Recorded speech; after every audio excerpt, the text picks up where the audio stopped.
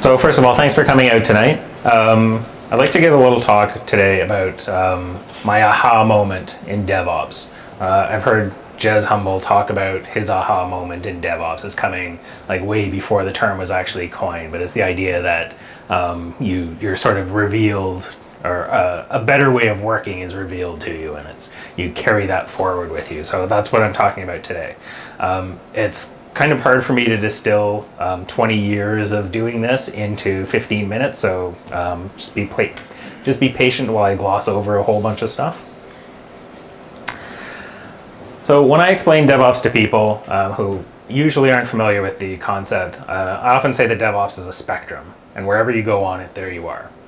But I guess what I really mean is that DevOps is a rainbow in this case, with a pot of gold at the end and a leprechaun guarding it. In DevOps, the gold doesn't represent unimaginable riches. It represents a team lunch for a job well done, a week without any alerts, and a backlog with no tech debt. And the leprechaun, he just doesn't want you to have any of that. So first, a little bit of history about DevOps. For those who aren't aware of its origins, DevOps was actually invented by my manager in 1999. 20 years ago now, just actually a little bit down King Street in Liberty Village. Well, actually, he was already doing it when I signed on, so he must have invented it a little before then. I don't have an exact date for it, but history may have played out a little bit differently if he'd actually called it DevOps. His term for it was shared pain. It was in the late 1990s, sort of right in the middle of the dot-com boom. I was doing professional services at the time, and I was sort of settling into my groove as a system administrator. So when I joined this team, DevOps was still 10 years in the future. Actual DevOps was still 10 years in the future. But my manager had already set up some of the practices that I think we still strive for today. In particular, Dev and Ops worked together in production. Everyone had root access, and everyone was in the on-call rotation, the same on-call rotation. So one day a sysadmin may be on call and have to debug application code, and the next day a developer may be on call and have to troubleshoot a hardware problem. I would describe it as shared responsibility, but shared pain was actually a pretty good term for it. One of the other practices we had was continuous deployment to production. Our pipeline was actually really sweet. After you updated your code, you just had to type :W, and your changes were live in production. Some people used Control-X, Control-S, but we don't talk about them. So this didn't actually put our code into all of production, just on the blue side of our blue-green deployment. And I do mean that literally. The production server that we ran our code on, that we edited our code on, was blue.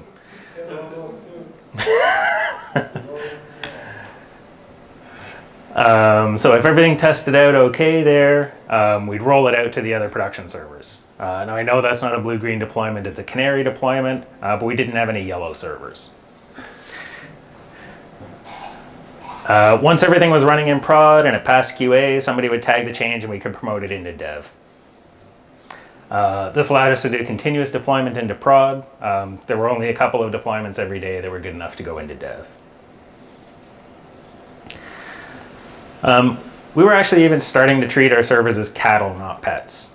Our content and app servers were fully interchangeable. We had central configuration and control over them. If one of them failed, we could sub in a hot spare almost instantly, and then image and deploy a permanent replacement the next morning. And that process took about 20 minutes. So where we got in terms of that level of automation was pretty good for the time. Our scaling, because of that, was limited by our network bandwidth and our ability to get hardware in the door, not by configuration or setup time. Depending on your infrastructure, that may seem like standard operating procedure or even old-fashioned today. Back then, it felt like magic. I'd never experienced anything like that. We had shared goals. Because of the shared pain model, we were largely aligned on our team goals. We had technical goals, keep everything stable and running. We had business goals, keep the money flowing. and cultural goals, like please let me go home at night and sleep. We all learned the same technologies because we were all responsible for basically the whole thing. And we all had the same targets to hit. Nobody had separate targets that were in conflict with anyone else's targets. The nature of our methods meant that everyone understood the constraints on the system and worked towards fixing the same bottlenecks. Even marketing rarely sprang surprises on us. But when they did, they were doozies. Even when our throughput quadrupled one Tuesday morning, our infrastructure was ready and the automation we had in place meant that we were able to stay ahead of the demand curve. When this hit us, it felt like we were going to sink. It was just sort of like at 9 in the morning, everyone was alerted. It's like, stuff is happening, guys. And we came in, it's like, oh, it's actually not so bad. We just need to keep deploying servers and we can stay ahead of it. Now, I show this graph without a label on the y-axis because the numbers are harder to appreciate 20 years on. It was a big deal back then, but today it's not even enough to rattle a typical home DSL connection. 72, we got up to 72 megabits. It was awesome. That was huge. It was huge, trust me. So the environment that we had seems like we were heading towards a bit of a sort of a DevOps utopia. We were far from perfect. As you can probably guess, our rollback procedures and our source control was a little bit messy. Backing out an OS patch actually meant restoring from backup, which of course we didn't have. Our runbooks were fairly rudimentary. 3 a.m. alerts were still pretty rampant, and there was still a ton of tribal knowledge. There was no auditing or observability to speak of, and system stability was more of a fantasy than a target. But one thing we did not have was a wall between dev and ops. I'd say we had more of a chain link fence. Everyone could see what was happening on the other side, and you could always hop over and join in if you wanted to. More importantly though, we had a lot of communication between dev and ops. Mostly because of, again, of that shared pain model. We all knew that throwing something over the fence was just as likely to come and bite you in the ass as it was to bite someone else in the ass. Tossing things over the fence still happened, but it was much more transparent. So because of the environment that we had, is it really any wonder that our mascot was a cartoon rat with 3 days of stubble giving everyone the finger? It wasn't really obvious from the inside that we had something special, but it became obvious when we worked with teams from one of the other lines of business. It was something like working with animals that want to eat you. Devs would ask us for web servers and we'd deliver them. And they'd ask why their ASP scripts weren't running. And we'd say, that doesn't work on Apache. We're a BSD shop. And they'd say, well, we need Windows. And we'd say, you should have put that in the server spec. And our conversations would generally go downhill from there. It was the first time that we would, when we stepped out of our own business unit where we were so aligned, we would encounter these teams where we had trouble communicating with them. And that was sort of my aha moment, knowing that the dev and the ops teams within our unit were so aligned that we basically didn't even recognize it. Dealing with the other business units, that was real pain, and there was nothing shared about it. So I hope everyone has seen some version of this, the classic DevOps feedback loop. Looking back, remember this is like 10 years before DevOps was, the term was coined. I think we had a significant portion of this loop covered. We had decent early takes on testing and monitoring. We did have a single North Star metric, but we had poor understanding of everything that fed up into it. Code testing was well understood, but mostly manual. We were really only missing good build and release processes. And plan. We definitely did not have a lot of plan. We basically operated in controlled chaos. It was never so out of hand to make people despair, but the technical organization was able to turn on a dime, and much to everyone's chagrin, it often did. So if we retroactively apply the CALMS framework for DevOps, we were incomplete but showing progress. We had the hard parts, in my opinion, of culture and sharing down pat. We had a decent handle on automating deployments and infrastructure. The downside was that we loved our 3 a.m. toil. We loved our pager noise. We were not good at picking decent metrics to alert on.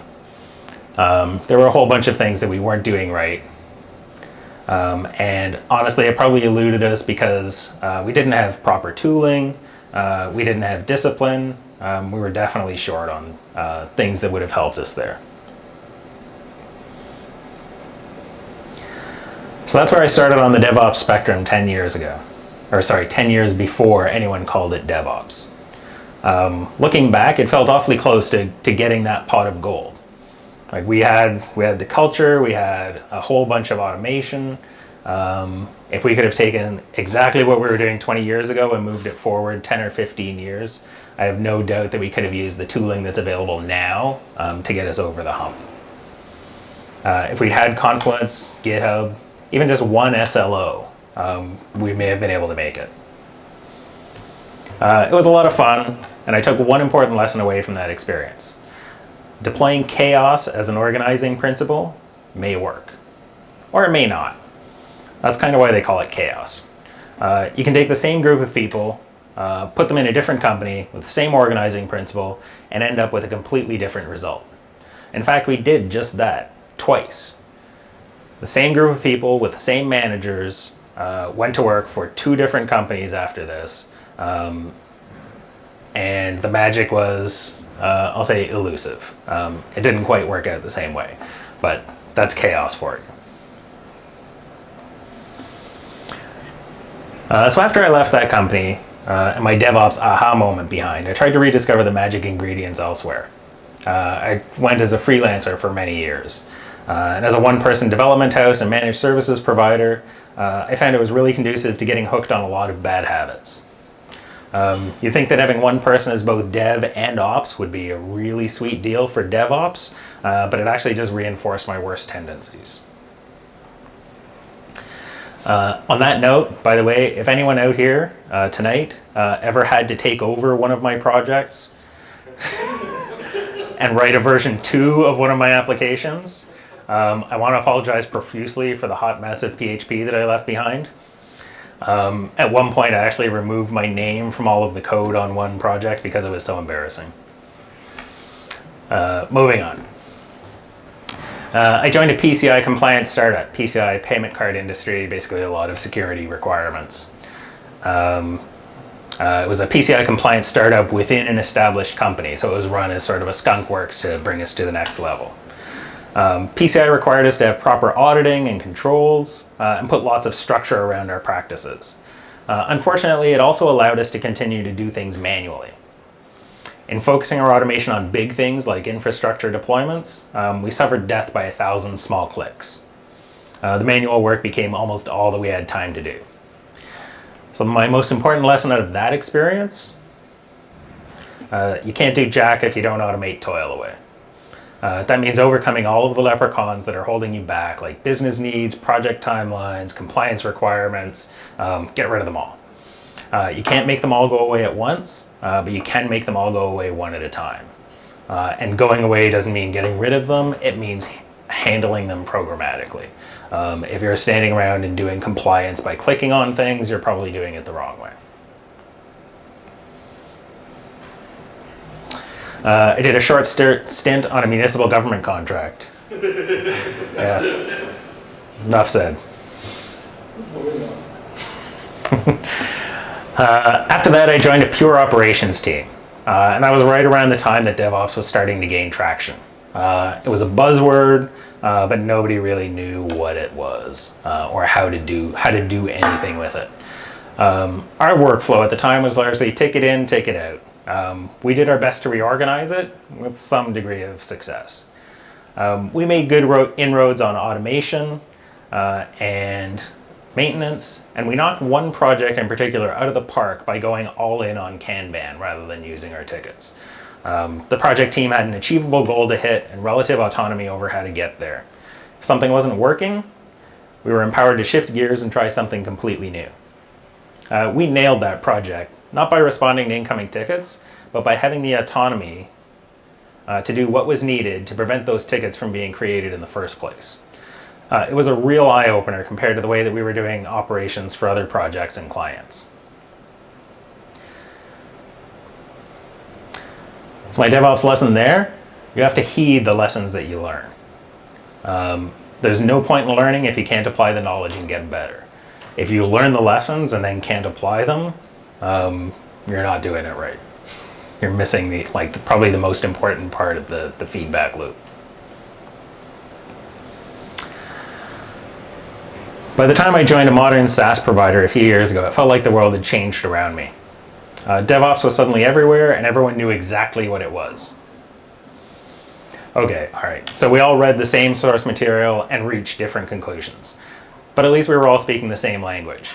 And I finally had the words beyond shared pain to look back at my experience 20 years ago and identify why it felt like we were on the right track.